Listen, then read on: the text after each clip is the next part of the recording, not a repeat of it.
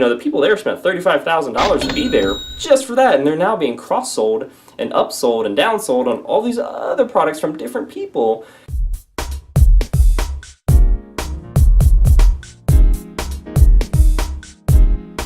Hey, it's Lance McGowan here, and today I'm going to read off and give some commentary on a Reddit post that is called "Coworkers Were Not Impressed by Young Living." Oh snap.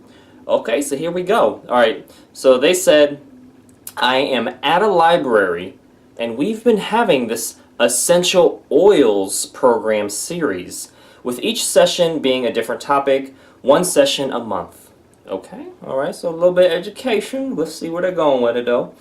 Thanks to this sub, meaning this Reddit kind of area here, as soon as I saw the event title, I suspected it was Young Living / doTERRA. The event listing didn't list the company name, so I thought maybe it was actually legit. As we have a few local farming companies that could feasibly be the presenter, I let myself hope that was it, and went on with my work. Clearly, they're trying to discredit the whole MLM, network marketing, Young Living, doTERRA side of things. But it's okay. We going to love them anyway, alright? Just because somebody disagrees or doesn't like us or what we do, that doesn't mean we don't love them from a distance.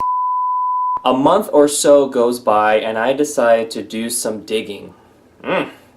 She got her miner's hat on for digging gold or dirt. So, never mind. Alright, we store all the pictures we take of programs on a company-wide server, so I dug through to one of the sessions. So a little curiosity got the best of this person. Anyways, shockingly enough, they say, in one picture there was a banner with Young Living, in quotation mark here. They like using quotations. On it in the background. The best part of this whole thing happened yesterday. My desk is near the office managers as well as the desk where volunteers do their thing. Yeah. The office manager is friends with a volunteer that was there yesterday. They were discussing attending some programs, and the previous essential oils one came up while referring to the last session of the series, which is happening soon. Okay, so a little background information, okay? The volunteer, sounding extremely annoyed, said, "Oh, that one? Is it going to be a sales pitch like the last one?" And the office manager did that clucking thing that people do when they're disappointed and annoyed, and said kind of huffily that probably it would be.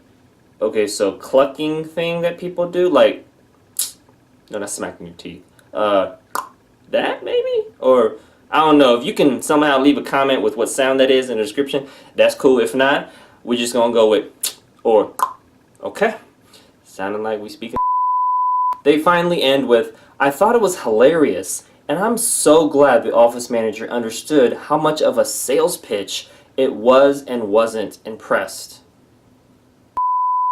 Hopefully they won't let Young Living do any more, and then they scratch out here, right here. It's kind of hard to see, but they scratch out on the bottom part here, recruiting sessions, and then the word presentations. 10 comments on here, so not a whole bunch, but there is, some people chiming in, giving their 2 cents. Alright, so basically they are against MLMs or network marketing companies. I gather that they're against Young Living and or doTERRA because of that, and they found out that it was with Young Living, and they were afraid or were not okay with a sales pitch being done. And at the end of the day, if they have a private room or a space to teach, yes, it's educational, the class is free, and there is an opportunity for folks to get products wholesale or as a distributor, and that is based on a commission-based system. There's no upfront cost for that location or the distributor if they've worked out something where they can speak at a library.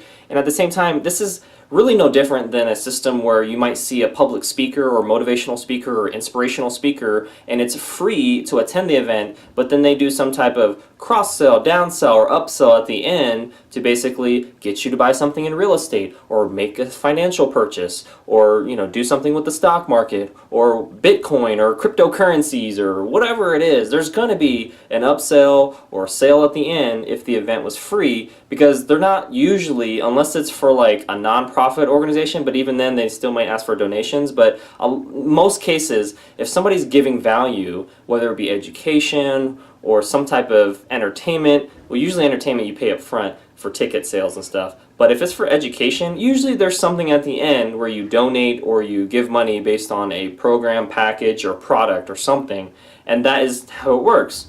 And so they were also very curious and digging for more information, and what they found, maybe is something that confirmed their bias that was against MLMs.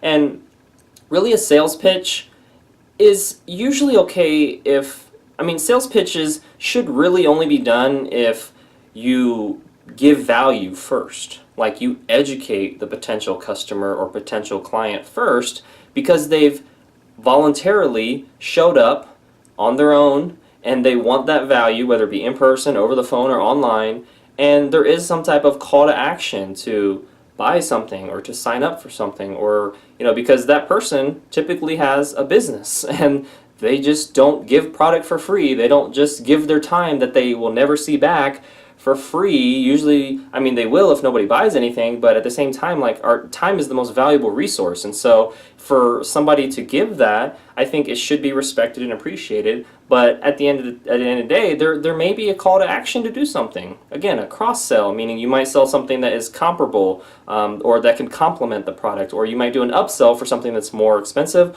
or a downsell for something that's less expensive. And so to expect that is normal with any presentation or program or seminar or workshop, unless the money was given up front. But even there, sometimes I went to a seller summit here in Las Vegas. I was invited as a guest, but they still did sales and cross sales. Hey, you want to grow your Amazon business, or you want to grow your business? Here's this program, and here's the price. And it's just like, well, they spent, the people there spent $35,000 to be there just for that, and they're now being cross-sold and upsold and downsold on all these other products from different people. And I was talking to the guy. He was like, well, a lot of times it's like, hey, we already paid a bunch of money to be here. Can't you divide that up amongst the other people here trying to sell stuff? But I don't know. I think $35,000 really pre-qualifies you as somebody that's serious and wanting to have be a seller on Amazon or e-commerce or things like that, which for some people, that's just the cost of doing business. It's an investment. And some people may be like, that's too much, too expensive. But really, if you have a retirement account that's over $35,000, or you have a 401k or IRA or anything like that, that's an investment too. It's just investing in different companies, right? And you earn a percentage back as a return on your investment. So it's just more about mindset, I think, with regards to like expensive versus not expensive. But anyways, long story short, people are going to think what they want to think. Can't please everyone. And they were a little bit more curious and found what they were looking for, which is something that confirmed their bias that is against MLMs or against sales pitches. And I am against sales pitches when it's done without building relationships and adding value and education on the front end, unless the person is just asking for the sale. They're like, how much is it and where do I buy it? If they ask that, then they're clearly a lot more of a motivated buyer, or they're ready to make a purchasing decision. And in that case, yes, then there will be a sales pitch on price quoting and what they can get with a kit or individual oils or things like that with the company I'm with. So that's just how it works. I base my decisions on what the prospect or client wants, their needs and goals, and then provide a solution based on that. And some people who are outside looking in don't like that. Some people do, and some people could care less, or they're neutral. It is what it is. We just have to be able to move forward and add value to those who want it the most. Anyways, that concludes today's video. Thank you so much for watching. Make sure to hit the like button if you did. Make sure to hit the subscribe button if you haven't already done so for future video updates. And check out some of the links in the description below so you can continue to get your learn on. And I'll see you in the next video.